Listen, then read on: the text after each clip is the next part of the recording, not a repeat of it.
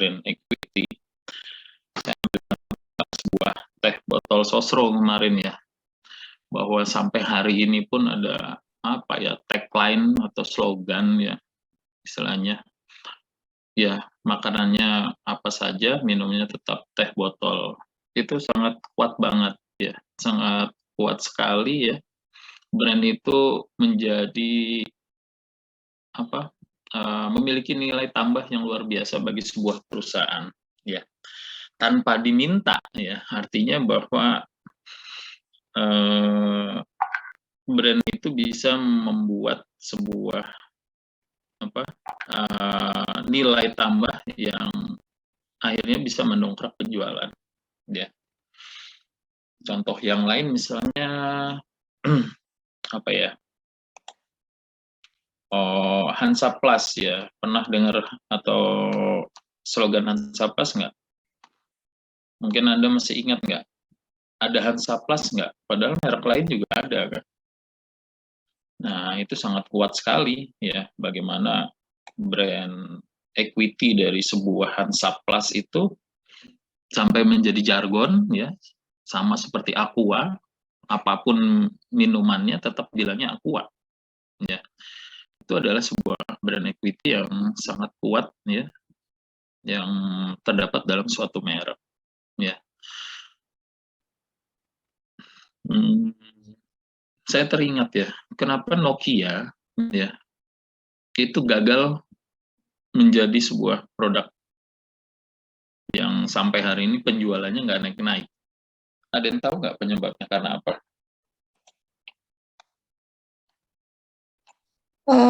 Izin Bapak, mungkin Ya, karena mereka nggak mau ikutin perkembangan sekarang, Pak. iya, betul sekali ya. Artinya apa? Nokia masih apa ya?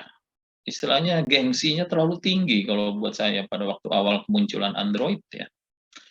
Bagaimana Nokia membatasi dan ngotot untuk mempertahankan Windows-nya, betul nggak? Sehingga Nokia akhirnya terlempar dari raja ponsel ya, sampai hari ini penjualannya keluar dari 5 besar ya, dan bahkan beberapa gerai besarnya di tiap negara hampir ditutup ya, seperti itu. Nah, ini contoh ya, dan kita ambil juga contoh misalnya Google ya. Bagaimana Google awal berdirinya itu adalah pengikut ya dari sebuah brand Yahoo. Tetapi sekarang semua orang melakukan pencarian dengan keyword adalah Google ya.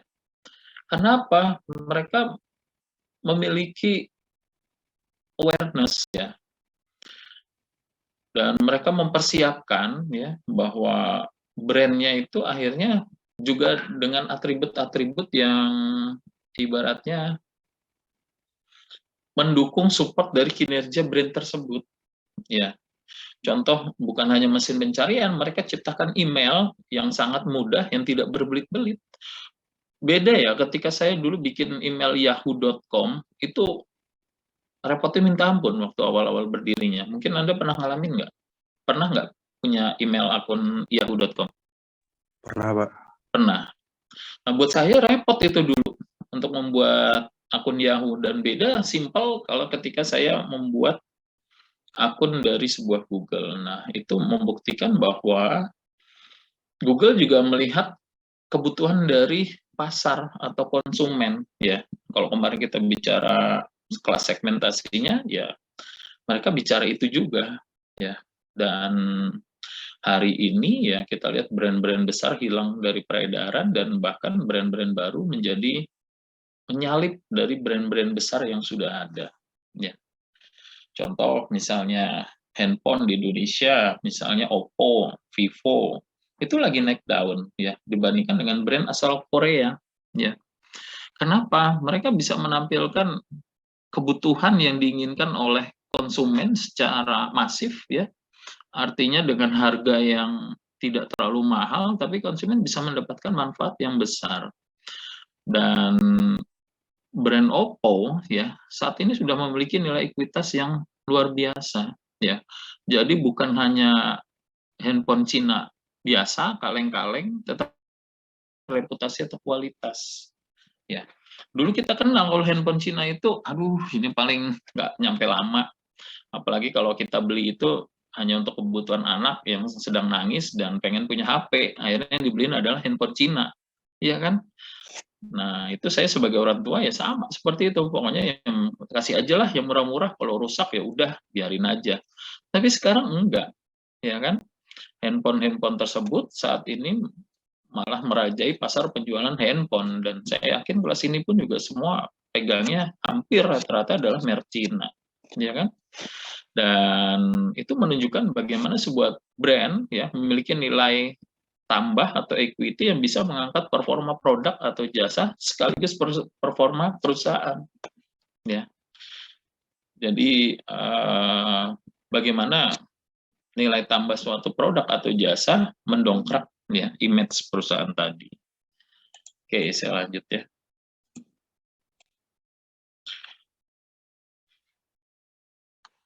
Nah, kemarin kan kita sampai pada di sini ya. Kita bicara kemarin cosmetical trial itu tentang tantangan membangun merek ya. Nah, hari ini kita coba melihat beberapa aset merek ya, atau bagaimana membangun ekuitas sebuah merek dengan pendekatan-pendekatan ya.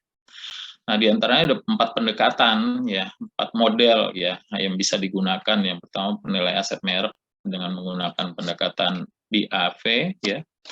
BAV yaitu Brand Asset Valuator ya, atau merek BEV ya. Lalu yang kedua juga ada pendekatan dengan merek brands atau brands ya. Dan yang ketiga dengan pendekatan Eker ya, atau model Eker, dan yang keempat dengan pendekatan model resonansi merek ya.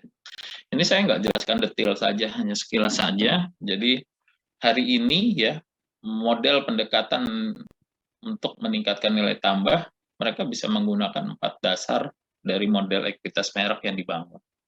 Nah, kita lihat misalnya dengan merek dengan menggunakan model BAV ya, brand brand asset valuator ya. Mereka punya 5 komponen ya untuk mengukur sebuah aset merek ya. Pertama, mereka mengukur tentang kedalaman diferensiasi ya. Bagaimana suatu merek ya dianggap berbeda dari merek yang lain. Nah, mereka melihat diferensiasinya apa, faktor keunikannya apa ya dari merek A dengan merek yang lain. Ya. Artinya mereka ingin tahu apakah merek A ini berbeda dengan merek yang lain atau tidak. Nah, misalnya kita ambil contoh mie instan soto, ya. Itu yang saat ini ada merek yang biasa digunakan atau dikonsumsi adalah mie sedap dan Indomie. Nah, apakah mie sedap itu memiliki perbedaan dengan merek yang lain, terutama pemain utama, yaitu merek Indomie. Namun sayangnya hari ini mereka lagi dihantam badai, ya. Mereka beberapa produknya sedang ditolak di beberapa negara Asia, dan itu meruntuhkan penjualan juga untuk mereka, sehingga merek ini dianggap merek yang gagal, ya, untuk di beberapa negara. Karena apa? Faktanya mengandung pestisida. Nah, itu sangat berat untuk mendongkrak merek tersebut untuk naik lagi itu di negara-negara tersebut. Karena apa? Faktor keamanan menjadi salah satu krusial, terutama di negara-negara yang memang sangat mementingkan unsur kesehatan. Ya. Dan saya baca artikel, penjualan mereka turun drastis ya di Hong Kong, ya, di Taiwan, ya, di Singapura, penjualan mie sedap turun, ya. Dan artinya apa? Ekuitas sebuah mereknya itu sudah mulai hilang bahkan mungkin ya. Ini kalau PR-nya dari merek mie sedap tersebut tidak memperbaiki, ini akan berimbas ke Indonesia. Ya. Walaupun BPOM sudah pasang badan dalam arti tanda kutip ya, karena mereka yang mengeluarkan izin edar mengatakan bahwa mie sedap yang ada di Indonesia memiliki kandungan yang berbeda. Nah, ini saya kurang paham apakah si BPOM ini membela ataukah memang sudah aturannya atau tidak ya. Karena apa? Di negara lain dianggap memiliki kandungan seperti senyawa pestisida dan itu membayangkan. Dan kita tahu sendiri akhir-akhir ini kasus obat saja itu udah meruntuhkan dunia kesehatan kan. Kasus obat yang gagal ginjal, kalian ikuti nggak perkembangannya?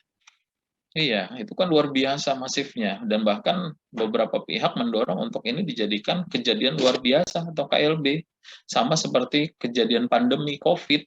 Nah, karena apa? Korbannya sangat banyak, ya, dan terutama orang tua seperti saya, ya, yang menggunakan merek-merek tertentu, ya, yang biasa sering dikonsumsi oleh anaknya ketika sakit. Nah, itu yang saya sendiri juga, waduh, repot juga ini, ya kan?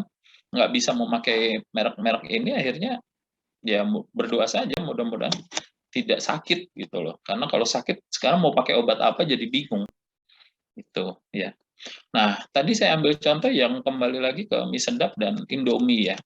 Dua merek yang berbeda tetapi memiliki satu potensi market yang sama, yaitu di pasar pasar mie instan soto, rasa soto. Nah, disinilah menunjukkan apakah merek ini berbeda dalam hal apanya, diferensiasinya di mana, uniquely-nya di mana. Nah, saya melihat ya, di mie sedap, dia tampilkan tambahan dari rasa tersebut dengan menambahkan bawang goreng yang tidak dimiliki oleh mie soto Indomie. Nah, itu adalah tingkat sebuah diferensiasi yang bisa dijadikan ukuran ya untuk apa? Untuk mengukur sejauh mana merek itu dianggap berbeda dari merek lain. Sehingga walaupun sama di potensial marketnya, tetapi mereka memiliki diferensiasi. Dan bahkan kalau Indomie mungkin dia nggak tambahkan bawang gorengnya karena mereka udah punya kelasnya sendiri, punya konsumennya sendiri, di mana mereka sudah punya brand loyalty-nya. Nah, karena apa? Pasar ceruk mie instan di Indonesia itu luar biasa. Hampir 70% itu dikuasai oleh merek Indomie, dan mie sedap itu saya anggap berhasil sampai hari ini untuk mendapatkan market di Indonesia. Karena sejauh ini mie instan yang lain itu pasti kalah. Dan mie sedap sampai hari ini bisa eksis itu luar biasa kalau buat saya. Walaupun pasar atau ceruknya itu tidak terlalu banyak, tetapi mereka menunjukkan bahwa saya punya diferensiasi yang berbeda. Dan kalau soal cita rasa, Anda bisa bandingkan. Itu yang saya tangkap dari mie sedap ya, bagaimana mereka masih bisa bertahan hingga hari ini. Terus menurut BAV, aset merek juga bisa dilihat dari energi ya, bagaimana kesempatan merek ini bisa muncul ya, bisa naik ke permukaan menggantikan atau bahkan bisa menyalip merek-merek utama ya. Contoh yang tadi saya sampaikan, Google di awalnya hanyalah mesin pencari biasa, orang belum melihat atau Google itu sebagai sebuah brand yang besar ya, tetapi hanya sebatas ya mesin pencari biasa dibandingkan dengan Yahoo, orang masih pakai Yahoo di zamannya. Tapi Yahoo sendiri akhirnya blunder dan mereka disalip oleh Google ya, dan akhirnya Google mendapatkan kesempatan untuk menjadi super brand. Ibaratnya semua kata kunci pencarian pasti carinya di Google, bahkan ada istilah Mbah Google itu. Karena apa? Bisa melebihi seorang dukun, ya kan? Dukun aja masih punya keterbatasan. Ini Google apa saja dicari, kita bisa dapat. Nah, itu ya luar biasa ya. Oke, itu ya. Lalu relevansi, mengukur cakupan daya tarik merek. Apakah merek ini memiliki nilai ya di mata konsumen itu, apakah menarik atau tidak? Ya, terutama merek-merek baru nih ya. Ini sangat berat untuk bisa naik menjadi sebuah rating ya, menjadi sebuah tingkat pencapaian yang besar. Nah, ini saya juga baru kemarin ngobrol ya, ternyata luar biasa ya penghasilan dari TikTok. Di sini ada yang jualan di TikTok nggak? Nggak ada. Saya punya cerita nih, ya. Saya juga kaget TikTok itu ternyata bisa jualan, ya. Dan Anda bisa dagang apa saja di TikTok, ya. Ternyata saya juga baru paham karena selama ini yang saya ketahui TikTok hanya untuk bersenang-senang aja, ya kan. Hanya lihat hiburan-hiburan semata aja. Ternyata saya ditunjukkan kemarin sama salah satu pedagang, ya, di beberapa tempat dia punya toko, yaitu pedagang kacamata.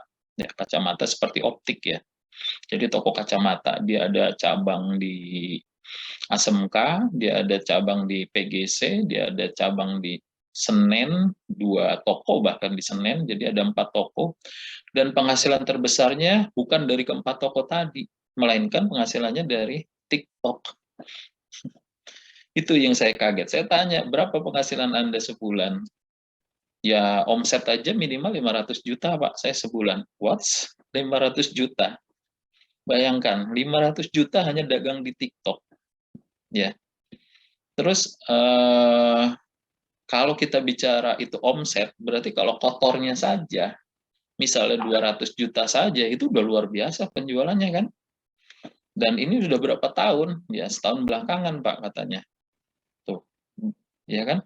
Luar biasanya. Bagaimana dia membangun sebuah merek toko kacamata yang akhirnya naik ya di jajaran penjualan paling tinggi di TikTok. Karena dia dapat kesempatan sebagai 100 toko yang punya pengaruh dan punya pengikut sangat banyak ya di TikTok tersebut. Dan penghasilannya luar biasa. Dan bahkan katanya kalau dia live itu bisa sampai jam 1 atau jam 2 malam. Bayangkan. Kitanya tidur pulas, dia masih live. Dan yang nonton itu bisa minimal 2.000 orang yang nonton live ya. Dan saya pikir orang gila ya, orang Indonesia tuh saat ini benar-benar ya, itu sangat media sosial sekali ya ibaratnya. Nah, ini adalah challenge buat kalian juga ini kalau mau melakukan pemasaran ya. Dan bahkan saya juga ini ya, tertarik gitu loh, saya mau belajar lebih lanjut ya. Dan saya belum atur waktu lagi dan dia sangat antusias ya, pedagang itu untuk bisa ngajarin saya. Dan saya tanya-tanya lagi ya, kalau di toko penjualannya berapa sehari? Ya, dan bahkan sampai gaji pun saya tanya ya, Anda tahu nggak gaji pegawai tokonya dia berapa di setiap counter atau toko optiknya dia? Paling murah itu 7 juta, itu yang pemula kata dia. 7 juta, berarti apa? Kita yang lulusan fresh graduate, yang notabene-nya adalah sarjana, itu begitu lulus hanya UMR 4,1. Ya, dia berani gaji 7 juta loh per orang. Jadi artinya apa? Media sosial mempengaruhi penjualan offline juga. Ya. Dan brand dia, merek dia itu sangat terkenal di TikTok ya. Mungkin Anda nanti bisa cek ya. Kemarin saya dikasih clue-nya Azahra Glasses. Jadi saya endorse juga nih, ya kan? Azahra Glasses atau Al Ghazali Glasses. Nah, nanti kalau Anda yang mau cari kacamata ya silahkan dicari di situ. Dan uniknya apa? Harganya juga luar biasa ya, jauh dibandingkan dengan optik. Bahkan yang kacamata panoramik, Anda tahu nggak kacamata yang panoramik? Mungkin yang pakai kacamata ya, paham ya. Jadi kalau di dalam itu clear, bening ya, nanti kalau keluar itu bisa berubah seperti Ray-Bans ya. Jadi bisa jadi kayak kacamata Ray-Bans seperti itu. Nah, itu harganya juga kalau yang biasa saja mungkin 500 sampai 700 minimal ya. Anda coba cek mungkin itu harganya di bawah 500. Kemarin saya terakhir lihat sih harganya 250. Nah, makanya penjualannya luar biasa juga itu. Ya, saya pikir ya. Jadi saya juga nggak nyangka gitu loh kalau TikTok itu bisa sangat berpengaruh sekali ya terhadap konsumen dan bagaimana dia menaikkan ratingnya juga. Kemarin juga saya sempat dikasih tahu bahwa selama dia mau menaikkan rating, katanya juga dia harus bakar uang, ya. Jadi mereka melakukan yang namanya pembelian kosong, ya. Karena masuk akal juga ya. Karena ketika kita melawan pemain-pemain besar, sedangkan kita belum punya bintang, ya kalau kata dia bintang atau rating, maka yang saya lakukan juga bakar uang. Jadi koleganya, kerabatnya suruh pesan, tetapi nanti yang diantar adalah kotak kosong. Jadi dia hanya mengeluarkan biaya untuk ongkir. Tapi dari situ perlahan penjualannya mulai meningkat dan mendapatkan bintang dan sekarang udah nggak perlu lagi katanya. Kalau nggak begitu ya kita nggak bisa dagang Pak, kita nggak bisa bersaing katanya.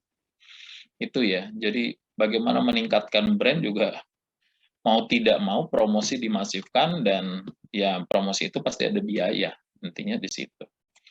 Tapi saya hanya ingin mengatakan kalau ada kesempatan, oke juga ternyata jualan di media sosial seperti TikTok, dan ternyata TikTok juga sekarang akhirnya mengalahkan Shopee, ya, mengalahkan Tokopedia untuk penjualannya, kan heboh kan jadinya. Bahkan kemarin saya baca berita Shopee aja udah mem-PHK karyawannya cukup banyak gitu, ya. Nah, itu ya intinya ya. Jadi bukannya saya hanya ini aja ya, sharing aja ya. Jadi ada challenge sebenarnya untuk kita, bagaimana kita bisa memanfaatkan media sosial yang saya anggap hanya hiburan biasa, ternyata di balik itu nilainya adalah uang. Dan uangnya nggak kaleng-kaleng, ya, luar biasa. Itu aja. Oke, saya lanjut, ya. Lalu penilai aset merek menurut BAV yang keempat adalah harga diri, ya. Bagaimana merek ini diakui, dihargai, dan dihormati, ya. Bagaimana merek ini memiliki situasi yang bisa berpengaruh kepada merek utama yang sudah berada di sebelumnya gitu loh, yang sudah bermain sebelumnya. Contohnya merek Le Mineral terhadap Aqua. Awal-awal kemunculannya kan nggak dianggap, ya, tetapi begitu sekarang terlihat sangat masif, ya, penjualan dari Le Mineral, Aqua juga akhirnya berbenah diri, berpikir ulang sekarang. Ya, walaupun masih ceruk pasarnya itu memang masih dimonopoli oleh Aqua, tetapi kehadiran Le Mineral minimal membuat pendiri atau direksinya tidak bisa tidur nyenyak hari ini. Ya, karena apa? Dengan yang iklan-iklan yang sangat istilahnya bombastis yang mengatakan bahwa ada manis-manisnya aja, itu sudah membuat Aqua sedikit kehilangan kepercayaan dirinya sekarang, ya. Apalagi dengan penjualan yang merangkak, penjualannya naik terus, ini menjadi lampu merah buat Aqua kalau tidak berbenah bisa hilang. Dan saya lihat di beberapa stasiun televisi, ya, di program-program tertentu, itu yang dipajang adalah Le Mineral sebagai minumannya. Ya, misalnya berita, news anchor, minuman di depannya yang dipajang adalah Le Mineral. Dan di hotel-hotel sekarang nggak menyajikan minuman-minuman mereknya sendiri, ya, tetapi dia udah terang-terangan pakainya Le Mineral. Nah, itu sangat-sangat ini ya, luar biasa mereka pendekatan stimulusnya kepada perusahaan-perusahaan atau korporat, sehingga brandnya bukan brand yang istilahnya kaleng-kaleng biasa saja, tapi benar-benar serius dia menggarap pasar dan ingin mengambil monopoli dari pasar minuman mineral tadi, air mineral tadi. Nah, jadi seberapa jauh merek tersebut dihargai dan dihormati ketika kita melihat brand utamanya, ya, itu sedikit kehilangan kepercayaan diri, ya, salah satunya.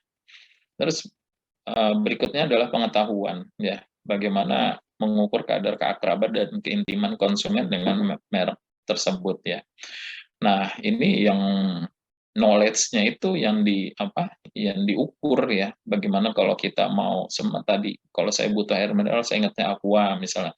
Nah, sekarang bukan hanya ingatnya Aqua saja, Le Mineral yang sudah mulai tertanam di benak konsumen.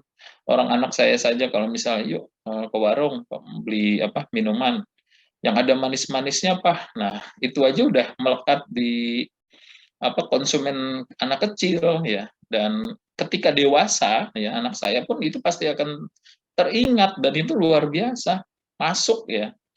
Sama seperti Oreo yang diputar, dicelup, itu sampai anak saya pun sekarang, dari saya kecil sampai saya punya anak, itu juga mereka mendengungkan istilah atau slogan tersebut, dan itu sangat menyentuh, ya, dan itu sangat teringat, ya, di benak para konsumen. Itu, ya. Oke, itu yang menurut BAV. Kalau menurut Brands, ya, atau Brands konsultan riset, ya, itu menurut Millward Brown, ya, dia mengembangkan model kekuatan merek dengan cara membangun langkah atau proses yang berurutan. Nah, mereka mendefinisikannya seperti piramida, bangunan piramida. Artinya ada tantangan bagi pemasar ya. Kalau mau berhasil maka mereka harus mengikuti langkah-langkah yang berurutan ya. Bagaimana mereka membangun sebuah brand atau merek tersebut mulai dari misalnya jajaran manajemennya dahulu harus paham. Nah, dari situ selangkah demi selangkah mereka nanti akan mencapai peak performance ya. Kalau misalnya kita pakai seperti life cycle, maka mereka ada di atas puncak itu ketika sudah melalui piramida tersebut ya.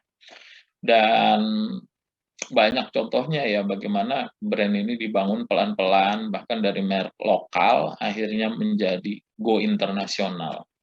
Saya juga nggak nyangka ya ada merek misalnya alat-alat keperluan naik gunung ya yang bernama Eiger ya. Anda tahu merek Eiger? Ya, keperluan ini kalau yang sering naik gunung tuh ya sandal jepit biasa karena awalnya sandal jepit itu ternyata merek lokal tadinya ya. Lokal dan itu tidak dikenal kalau nggak salah di Bandung atau di daerah mana itu saya lupa. Jadi hanya terkenal di daerah tersebut ya. Terus dia merangkak naik menjadi merek nasional ya, menjadi merek nasional dan akhirnya sekarang going internasional ya. Jadi kalau bicara naik gunung akan diingatnya adalah merek-merek itu ya. Merek-merek yang produknya kuat, tahan lama ya. Yang walaupun awalnya itu hanya dikenal hanya sebagai merek sandal, sandal gunung biasa ya. Sebentar, baterai saya udah mau habis.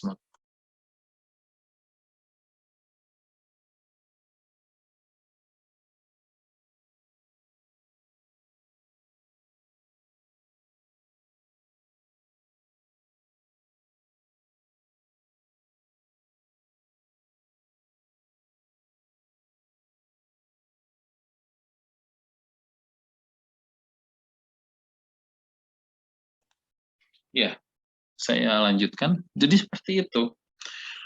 Artinya apakah semua memang harus melalui langkah demi langkah? Kalau menurut konsultan brand tadi, ya memang harus seperti piramida, dia harus berjalan satu persatu. Tetapi ada juga memang yang tidak mengikuti langkah piramida, ya. Ada brand yang langsung dari awal itu menjadi good, menjadi terkenal. Contohnya adalah Apple, ya. Apple ya. Dan salah satu produknya adalah iPhone. Nah, itu adalah brand yang memang dari awal itu dirancang memang brand yang benar-benar kuat dari sisi brandnya tersebut atau mereknya tersebut, dan ketika dikeluarkan brand tersebut memang sudah terkesan lux atau mewah ya, dan sangat berkualitas dan sangat-sangat mahal. Nah, itu yang tertanam, tapi minimal ya apa yang dilakukan oleh Apple ya dalam hal ini ya itu menjadi sebuah brand aset ya atau brand yang sangat kuat karena apa? Dia menggabungkan antara brand personanya ya dan brand story-nya. Nah, apalagi sekarang itu konsumen sangat akrab dengan yang namanya storytelling atau story brand, sehingga apa? Apple ingin menciptakan konsumennya sendiri ya, dan rancangan produknya disesuaikan dengan orang yang memang relatif sesuai dengan pasar Apple-nya itu tersendiri ya. Dan mereka mencarinya adalah orang-orang profesional ya. Kalau kita lihat dari pasar marketnya itu antara berusia 25 sampai 45 tahun ya kalau saya pernah baca ya. Sehingga apa? Di kalangan tersebut mereka sudah punya penghasilan sendiri ya, punya pekerjaan yang mapan ya, dan punya kehidupan yang boleh dikatakan ya menengah ke atas ya. Nah, makanya mereka mencarinya memang kalangan-kalangan profesional dan yang dibidik memang orang-orang yang tersebut ya, yang diinginkan oleh si Apple. Jadi bukan kelasnya mahasiswa, bukan kelasnya pelajar ya, tetapi memang kalangan profesional. Walaupun pada dasarnya konsumennya bisa lebih dari kelas tersebut, itu hanyalah bonus. Tapi memang dari awal mereka menggunakan pendekatan pesona dan menggunakan pendekatan apa tadi istilahnya brand story ya, bagaimana mereka menciptakan kisah sebuah brand yang sangat-sangat unggul dan sesuai dengan kebutuhan para profesional itu ya.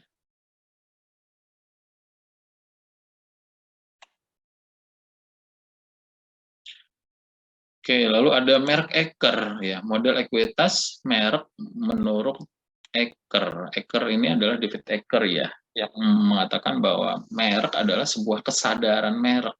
Nah, memandang ekuitas merek sebagai sebuah kesadaran merek ya. Nah, ada 4 atribut yang digunakan, yaitu bisa brand awareness-nya, loyalitasnya, asosiasi mereknya, atau resonansi mereknya, di mana bisa menambah atau mengurangi. Nah, ini yang bisa plus minusnya ya. Dan tujuannya adalah menciptakan sebuah asosiasi merek yang mewakili tujuan atau janji merek kepada pelanggan. Contohnya produk-produk rumah tangga ya. Mereka menggunakan istilahnya pendekatan Eker ini untuk mengukur bagaimana model brand ini dianggap masif secara asosiatif ya. Contohnya merek Philips ya. Merek Philips itu adalah merek brand family ya, yang sangat kuat untuk produk segala macam ya, mulai dari lampu, blender ya kan, setrika, nah terus rice cooker juga, dan itu adalah brand-brand keluarga yang memang menurut Eker itu adalah asosiatif merek. Artinya kalau kita bicara merek ini, itu bukan hanya fokus pada satu merek, bukan fokus pada satu produk, tetapi produk asosiatif yang melambangkan sebuah keluarga kalau menurut Philips ya tadi. Contoh lain adalah merek Panasonic. Nah, Panasonic juga mensejajarkan dirinya adalah sebagai brand family. Polytron juga sama seperti itu, brand family. Mas Pion juga sama. Tapi Mas Pion karena produk lokal dan orang Indonesia cenderung tidak menyenangi produk lokal walaupun memiliki kualitas yang bagus untuk produk-produk tertentu, mereka cenderung memang merek-merek asing atau merek-merek luar yang digemari. Makanya walaupun Mas Pion punya tagline cintailah produk-produk Indonesia ya, itu memang untuk beberapa merek Mas Pion penjualannya memang kalah jauh dibandingkan dengan merek-merek lain ya. Padahal kualitasnya juga nggak jauh beda sebenarnya, cuma ya karena gengsinya orang Indonesia kadang ya dianggap lokal itu nggak lebih baik dibandingkan dengan brand luar. Makanya saya salut juga sama presiden kita, Pak Jokowi. Kemana-mana yang digunakan adalah sneakers lokal, ya. Bahkan itu menjadi gunjingan, menjadi bahan masalah di negara tetangga kita, di Malaysia, di mana Perdana Menterinya menggunakan brand luar dengan nilai yang fantastis puluhan juta, lalu dibandingkan dengan presiden kita yang harganya hanya 200 sampai 300 ribuan sneakersnya. Nah, itu akhirnya jadi masalah, bahkan netizen itu seru juga ya kadang. Import Jokowi ke Malaysia, terus Perdana Menteri Malaysia ditambah dengan semua kabinetnya diekspor ke Indonesia. Tukar tambah, bahkan mereka mau katanya.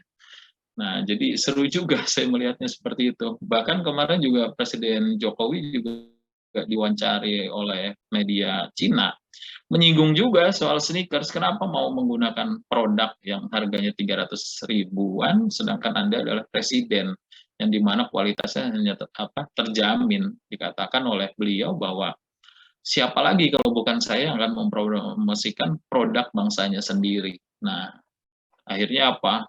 Ya netizen Cina juga salut, respect ya, menghormati. Dan akhirnya viral juga kata-kata tersebut di Cina. Nah, itu ya. Jadi ya luar biasa juga sebenarnya kepemimpinan kita hari ini ya. Artinya ada kebanggaan kita sebagai bangsa, di mana presidennya juga mencintai produk-produk lokal. Ya, seperti itu. Oke, sampai sini mungkin ada yang mau ditanyakan nggak? Nggak ada, saya lanjut. Lalu ada resonansi merek ya, resonansi merek ini hampir sama ya. Jadi bahwa ini juga seperti piramida tadi ya, merek itu harus langkah demi langkah yang memastikan bahwa merek ini juga akan bisa naik ya dalam pikiran pelanggan ya, dan juga bisa menjadikan sejumlah asosiasi merek ya. Sehingga respon merek terhadap lahirnya loyalitas terhadap brand tersebut ya oleh pelanggan itu memang perlu pendekatan langkah demi langkah untuk membangun brand tersebut ya. Sehingga apakah merek ini nanti akan bisa menjadi merek pengganti atau menyalip merek utama. Nah, resonansi merek menginginkan bahwa membangun merek itu juga harus menapak ya, artinya langkah demi langkah dari bawah. Itu yang diinginkan. Oke, itu ya resonansi merek.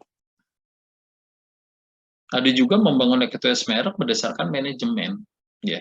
Bagaimana memilih ya identitas sebuah merek dengan membentuk merek mulai dari nama, logo, URL, ya, karakter, slogan, bahkan punya juru bicara. Nah, kalau kita perhatikan dengan ekuitas merek yang dibangun berdasarkan manajemen, sebenarnya ini pola-pola lama ya. Bagaimana perusahaan meningkatkan itu berdasarkan persepsi manajemen, meningkatkan merek berdasarkan persepsi manajemen, sehingga semua kegiatan arahnya memang di drive ya oleh pihak manajemen. Salah nggak Pak? Ya nggak salah juga.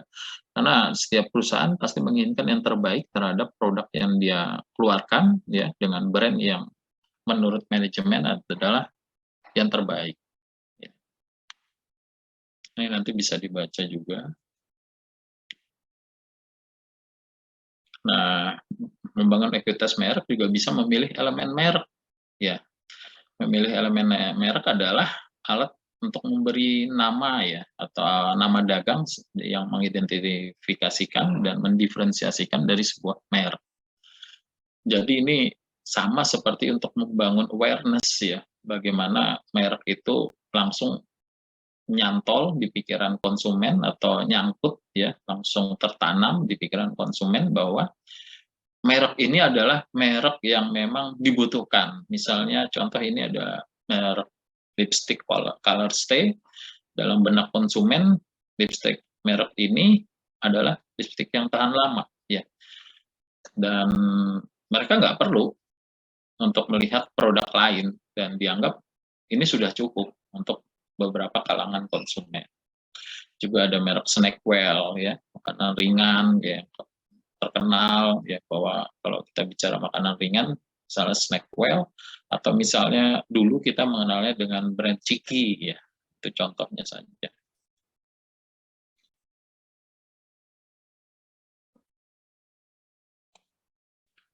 Oke, dalam elemen merek kita ada beberapa kriteria ya yang harus dimasukkan di dalam memilih elemen merek. Di antaranya adalah dapat dilihat ya, dapat diingat ya, memiliki arti ya, dapat disukai ya, lalu juga bisa ditransfer, bisa disesuaikan, dan juga bisa dilindungi. Nah, jadi kalau kita bicara sebuah elemen merek, maka inilah yang harus terdapat di dalam merek yang nanti akan kita buat. Oke, kita lihat dulu. Kalau dapat diingat itu artinya apa, Pak?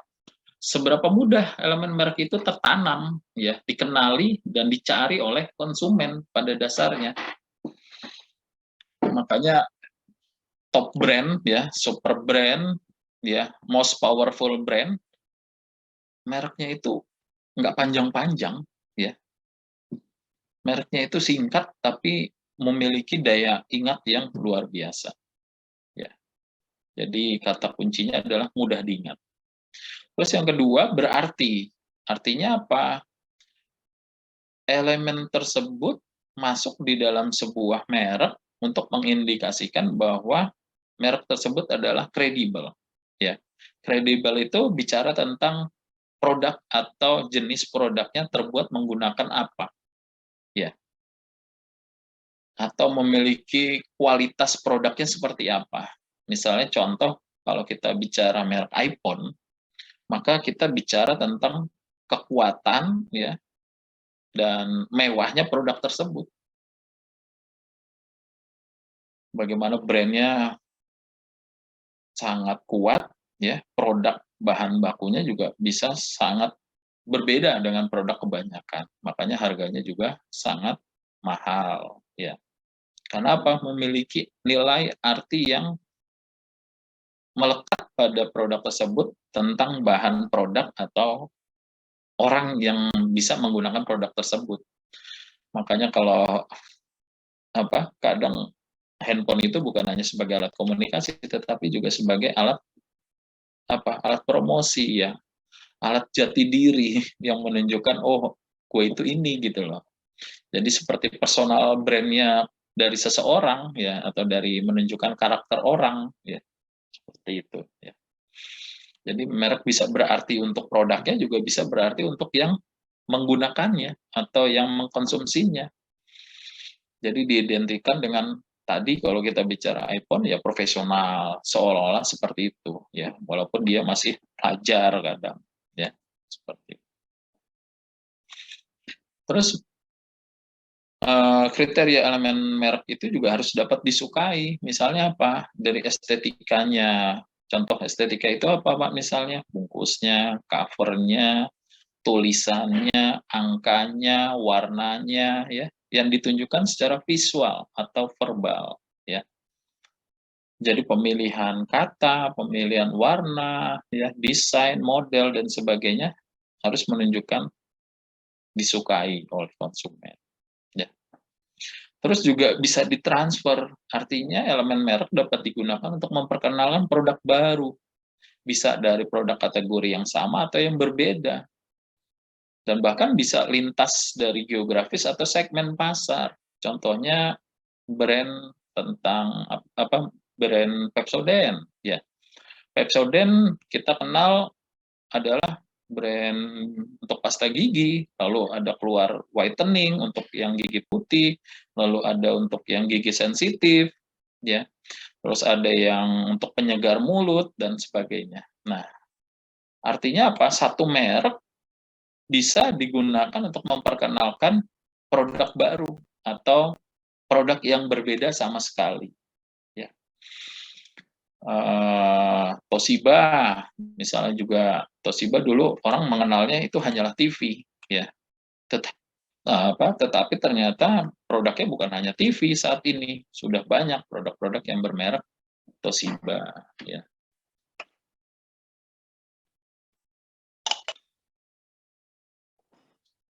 Oke, masih banyak yang lain. Terus dapat disesuaikan, artinya elemen merek itu bisa disesuaikan dan diperbarui dengan situasi dan kondisi yang sesuai dengan harapan konsumen ya.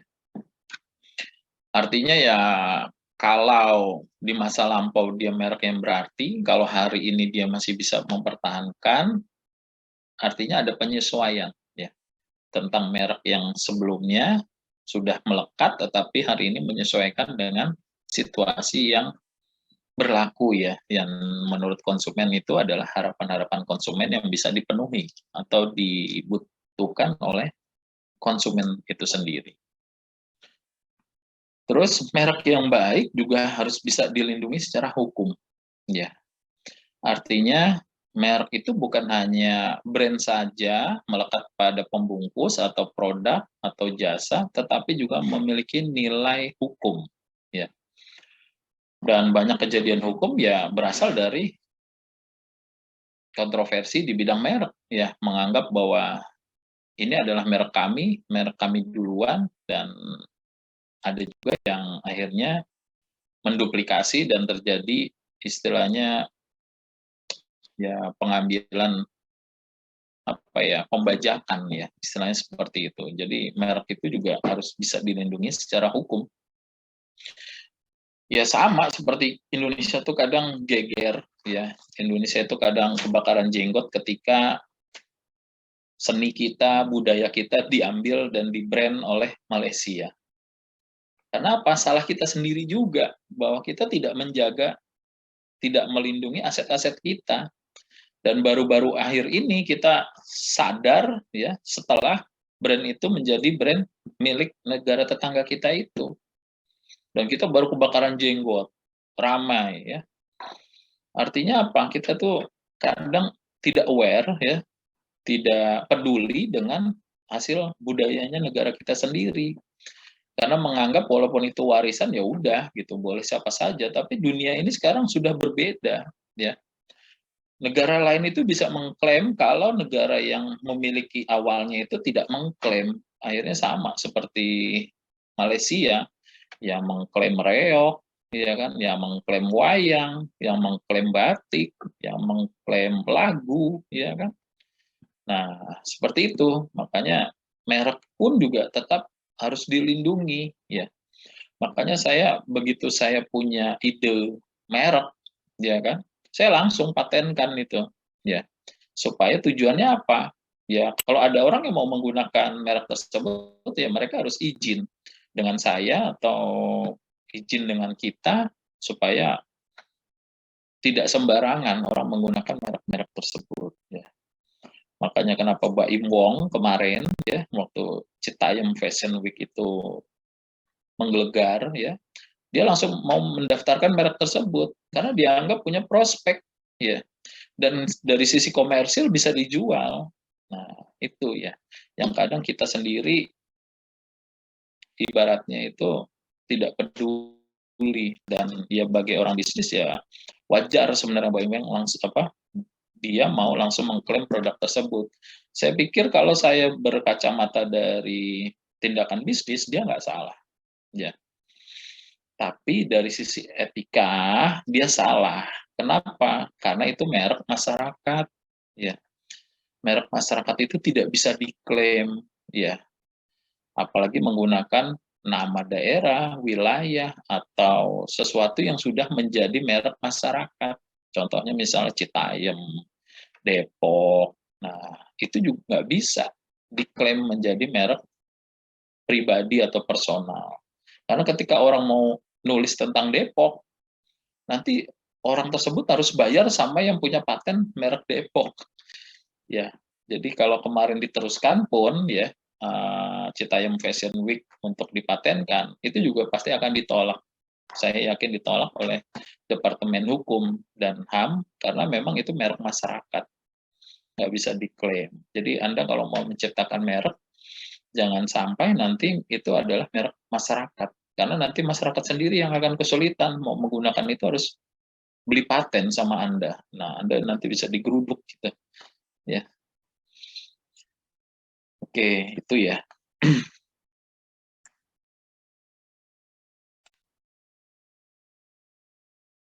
Udah selesai berarti. Nah, ini ada tugas untuk kalian.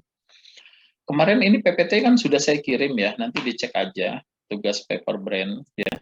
Nanti kalian kerjakan secara kelompok ya tentang sebuah brand equity yang menjelaskan sejak awal terbentuknya hingga hari ini. Ya, apa yang dikaji, bagian-bagiannya. Yang pertama overview tentang brand tersebut. Misalnya Anda mau cerita tentang tadi teh botol Sosro. Nah, Anda cerita itu sejarahnya dari awal hingga hari ini. Dan bagaimana brand tersebut ya Anda analisis menggunakan kriteria pilihan elemen merek. Nah, pilihan elemen merek yang ini. Nah, dari sisi ini gimana dapat diingat, punya arti enggak, dapat disukai enggak, sampai dengan bisa ada unsur perlindungannya atau tidak ya, seperti itu. Terus bisa juga Anda langsung melakukan analisis menggunakan pendekatan BAV. Nah, BAV itu yang tadi di awal ya. Yang ini bisa dari diferensiasinya, energinya, sampai dengan pengetahuannya. Oke. Dikumpulkan nanti setelah UTS ya.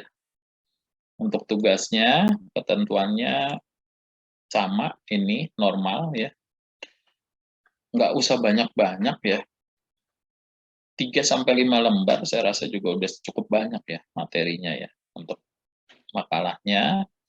Nanti Anda siapkan PPT-nya juga, kita akan presentasikan setelah UTS ya. Untuk kelompoknya silahkan ya, nanti kalian yang akan cari sendiri kelompoknya ya. Apa mau pakai yang kemarin ya, boleh saja. Kalau sekarang ada berapa mahasiswanya? Misalnya ada berapa di kelas ini? Ada 26, Pak. Nah, 26 dibagi 6 kelompok lah, satu kelompok 5 orang lah, cukup. Ya, seperti itu.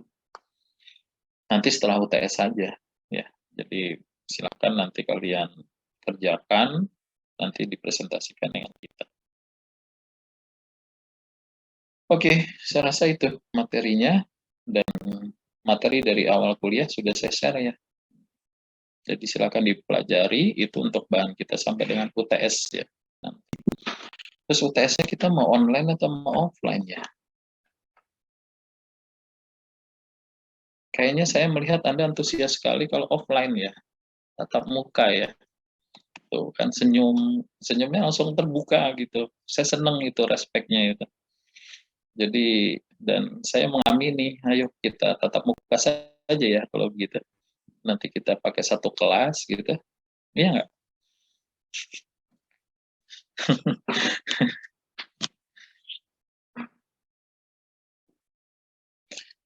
Oke, ya. Jadi seperti itu untuk UTS-nya, online saja lah.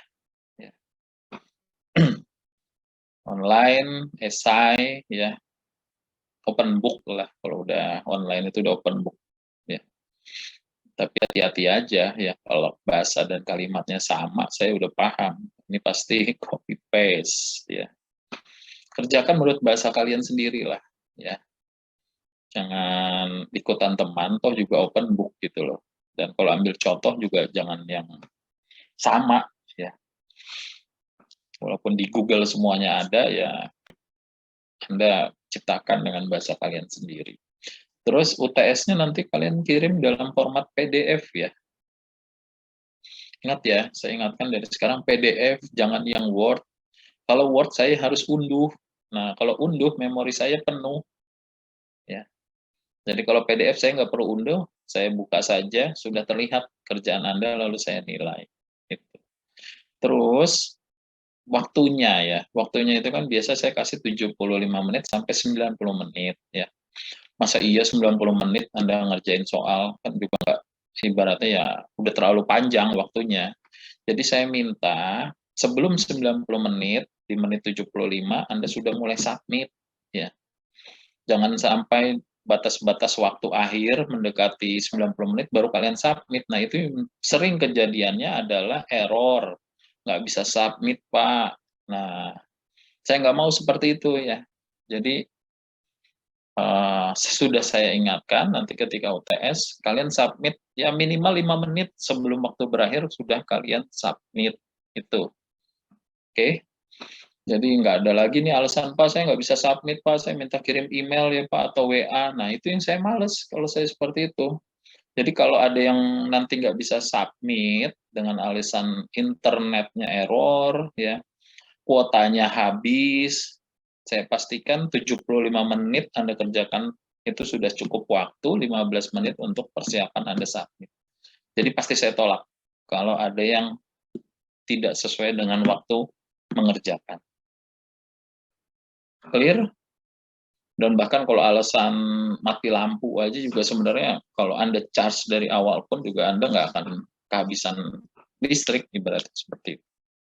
Ya, jadi saya minta kerjasamanya aja. Ya, seperti itu. Materinya Soalnya biasanya berapa, Pak? bisa minimal 4, maksimum 5. Ya. Gampang lah soalnya. Ada teori, ada study case nanti. Oke? Clear ya? Ada lagi yang mau ditanyakan? Silakan. Jangan lupa absen juga. Absen sih enggak lah, nggak usah lah. Yang penting submit sesuai waktu, itu aja lah. Ya. Oke, saya rasa itu mungkin kalau ada yang lain, nggak ada. Baik, kalau begitu saya kira sudah paham ya untuk UTS kita. Semoga berhasil ya untuk kalian ya. Terima kasih atas kehadirannya pada pagi hari ini. Lebih kurangnya mohon maaf. Assalamualaikum. Selamat pagi untuk semuanya. Waalaikumsalam warahmatullahi wabarakatuh. Makasih, Pak.